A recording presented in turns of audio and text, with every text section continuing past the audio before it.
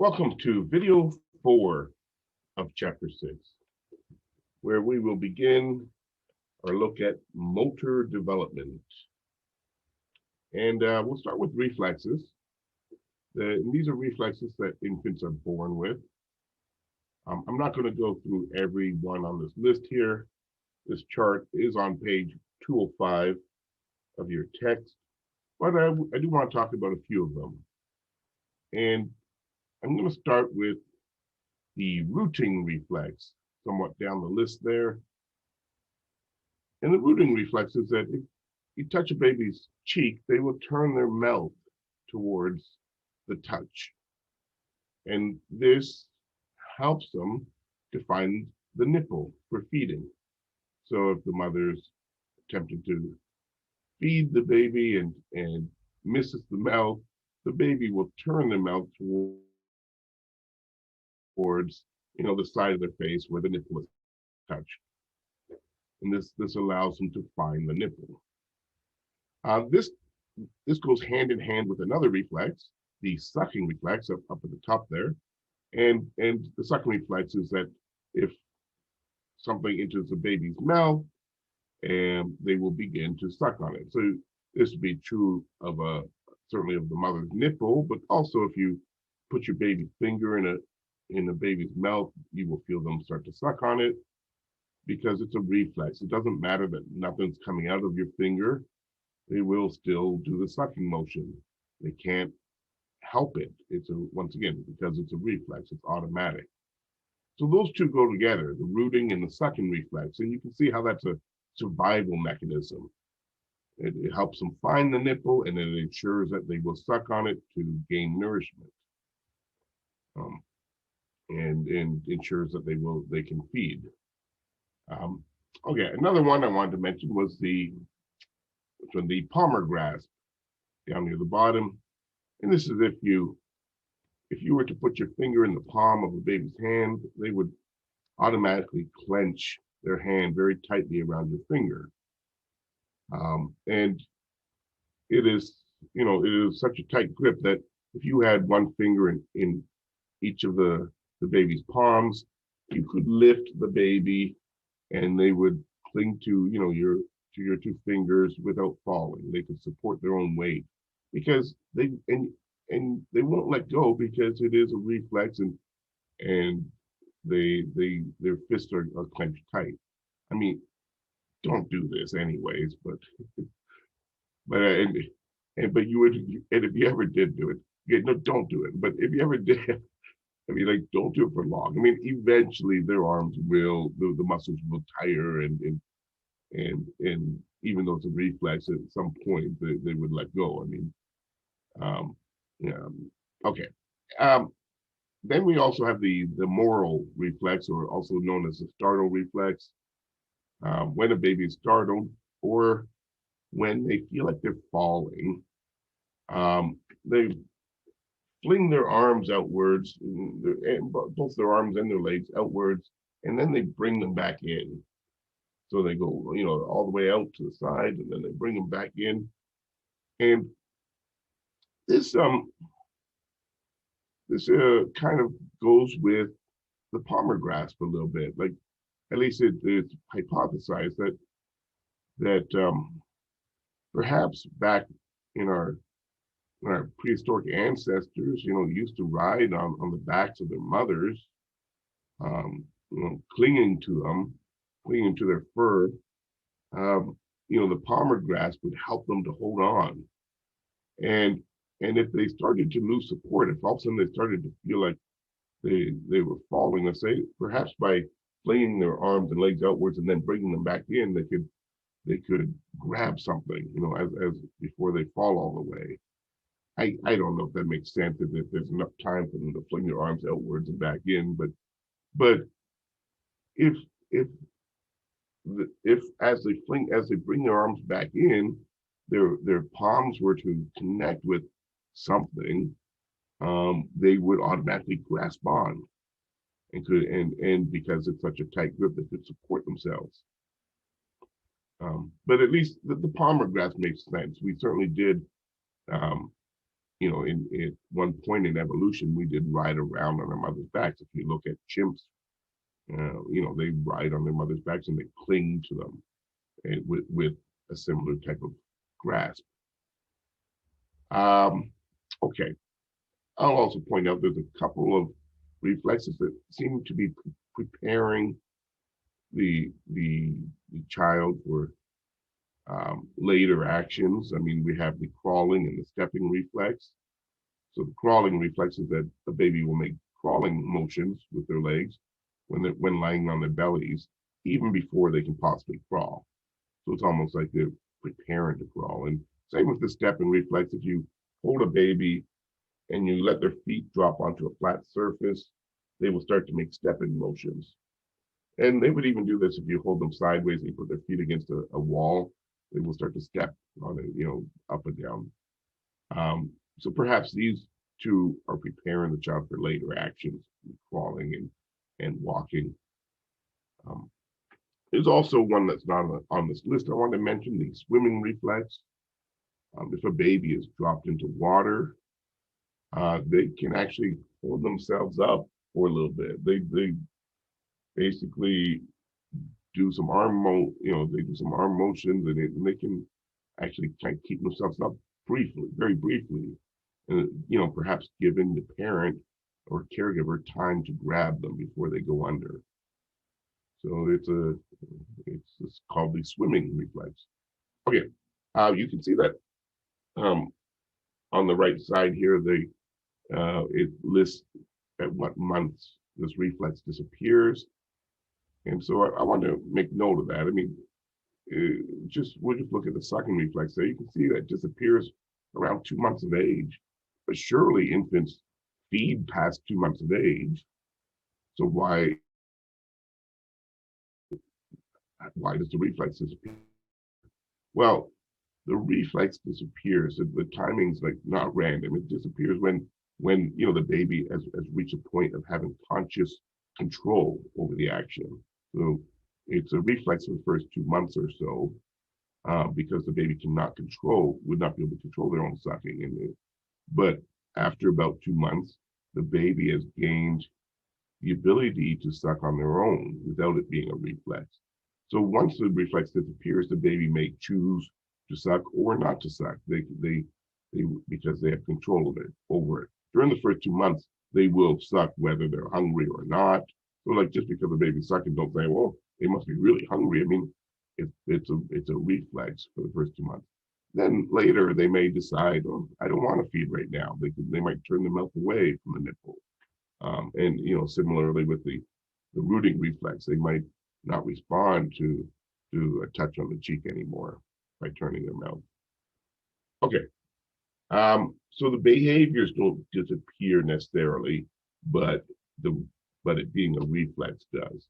You can see at the bottom there's a couple of reflexes that don't disappear. I'm sure you all still blink, for instance. That's a reflex action that's with you lifelong. Okay, make sure you are responsible for all these, even the ones I haven't talked about. Make sure you do look them over. And that brings us to the development of gross and fine motor skills. Let's just define them first of all. Gross motor skills are those that involve large muscle groups, such as your legs and arms. So a gross motor skill would be things like walking or running or throwing. Fine motor skills involve small movements, mostly of the hands and fingers, but also the lips and the tongue. So these are more intricate movements. Both sets of motor skills are controlled by the motor cortex. Remember, that's a strip that goes across your brain, right at the back of your frontal lobe, and all of your conscious movements are controlled there. The majority, what's interesting is the majority of the motor cortex is used to control the mouth and the hands, and including the fingers and the tongue and the lips and the jaw. If you look at how much is devoted to each body part, the most of it is centered around the hands and fingers and the mouth. And even though that those are only smaller parts of the body, but if you think about it, it makes sense. We do a lot more intricate motions with our hands and our fingers and with our mouth. I mean, speaking is a very intricate motion. It involves a lot of different muscles moving at the same time, including your tongue and your jaw and your lips, and and so this is why there's um, so many neural connections that are devoted to those areas of the body, because there are a lot of small, intricate muscles that can do many different things. Whereas, like, your thigh, like, how much can you do with your thigh? You can, kind of, it helps you walk and stuff, but basically, it only has a couple of motions, right? So it doesn't need much area devoted to it, even though it's much larger than your hand or your mouth. Okay, let's go on.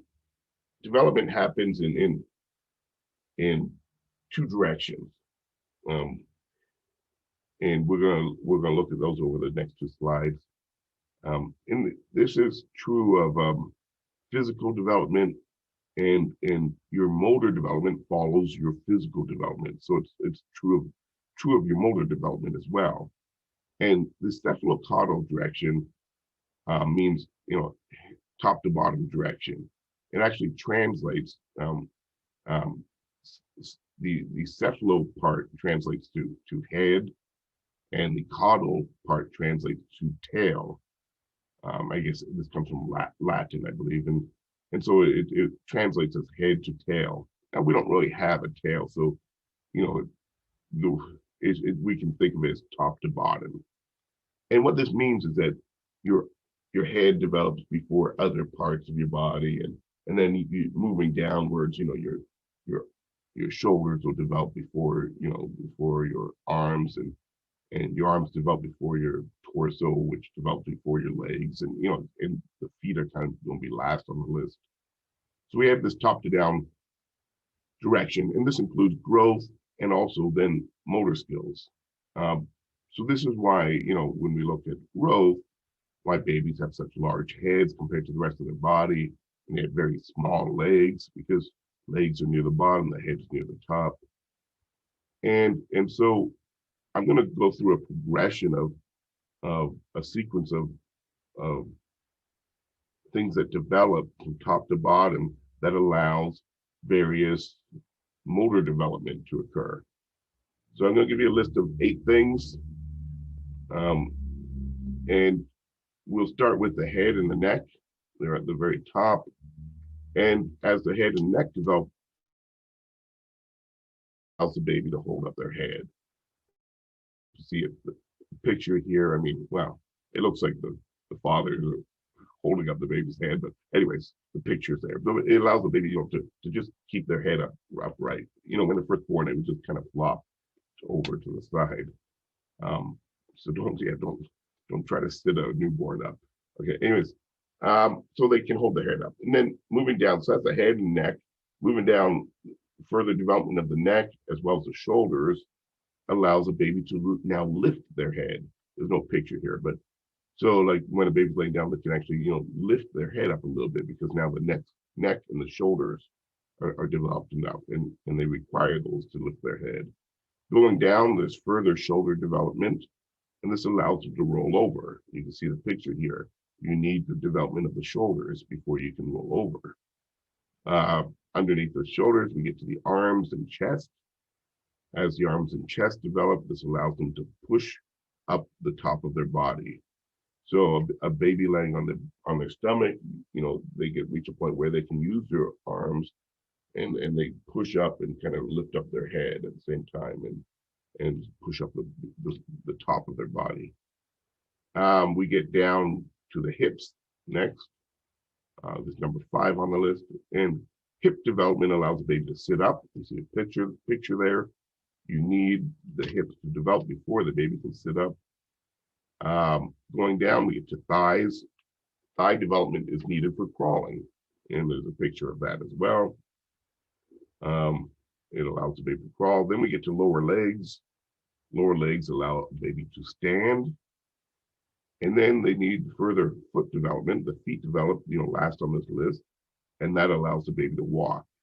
This is why they go through a stage of standing before they end up walking, is their feet often aren't developed enough to actually walk yet, although they can stand because of their leg development. So interestingly enough, it just works in sequence. Each of the motions that a baby is learning to do, each of these different motor skills, are following this cephalocaudal direction of development. There is a second direction of development, and this is called the proximal distal direction. This means proximal distal means center outward. So the center of the body, develops before the extremities of the body. So once again, I'm going to go through a little list here. In this case, it's going to be 4 things I talked about. And there's some overlap with the first list, but we're going to be going from center outwards. And so, central is the torso. It's this kind of center of the body. And when the torso develops, it helps the baby to roll over. On the earlier list, I talked about shoulder development, but they're part of the torso. So the baby can roll over as their center develops. Then the arms develop going outwards. And when the arms develop enough that they can start to swipe at objects, their hands aren't to a point where they can pick them up yet, but they can kind of move their arms and swipe at things that they're trying to reach for or push. It also allows them to crawl. So they need the arms to develop to crawl. And then going outwards, we get to the hands. As the hands develop further, they can now scoop objects, and they can use the palmar grasp. And this baby on the left here is using the palmar grasp to pick up a block. It just means that the palmar grasp is that you're using your whole hand to pick something up, not individual fingers. So they can pick up, certain sized objects. And then going outwards, after the hands are, then you get to finger development, and this allows more advanced manipulation of objects. The pincer grasp comes next, and you can see a picture there. A pincer grasp allows you to use a couple of fingers to pick up a small object, like think of like a piece of cereal, like a Cheerio, or a little button or something. And they can now squeeze it between the finger and thumb in order to pick it up. That's the pincer grasp. So it allows more fine motor control. And eventually, as their fingers develop more, they can use the tripod grasp in order to hold a pencil and start to do more intricate drawing because of holding a pencil.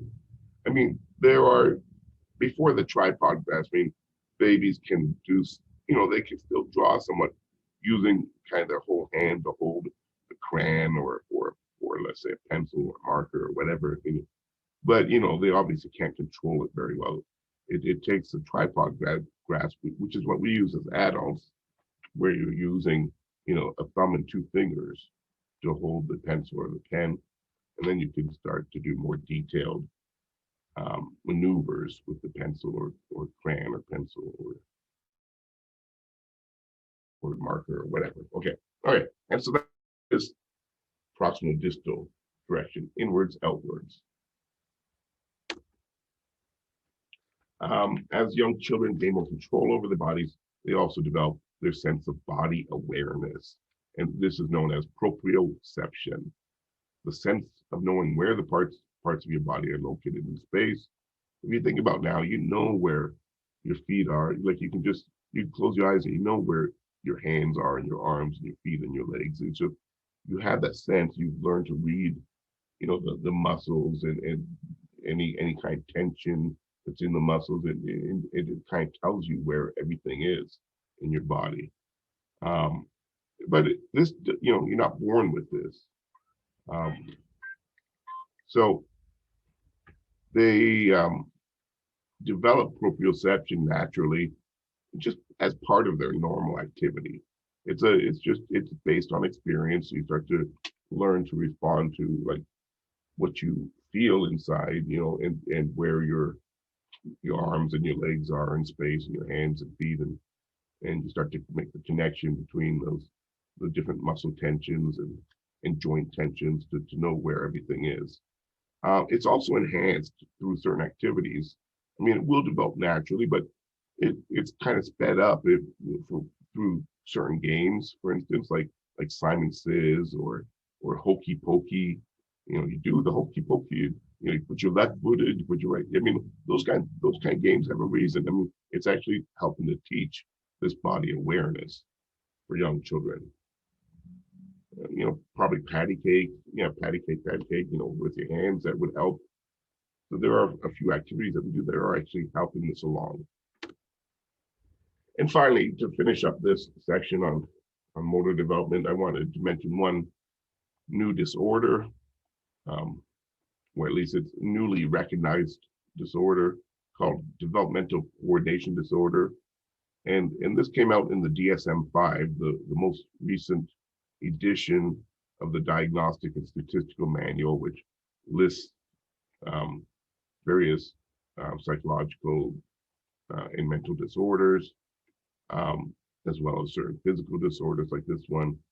And this is a disorder in which delays in reaching motor milestones interferes with daily living and or academic performance. So a child is so far behind in development of certain motor skills that it's interfering basically with their, with certain daily tasks and daily activities that they just can't perform because they haven't learned to perform certain skills. And it is a trouble in coordination more than anything. I mean, they would not get this disorder just if they actually had a problem with their, a physical problem with their muscles or something.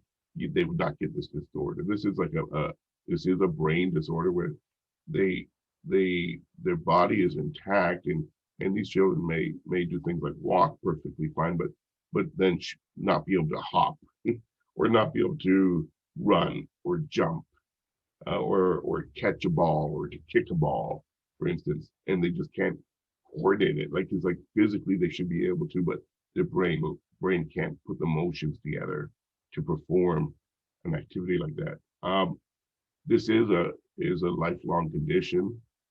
So if properly diagnosed, it you can expect it to continue.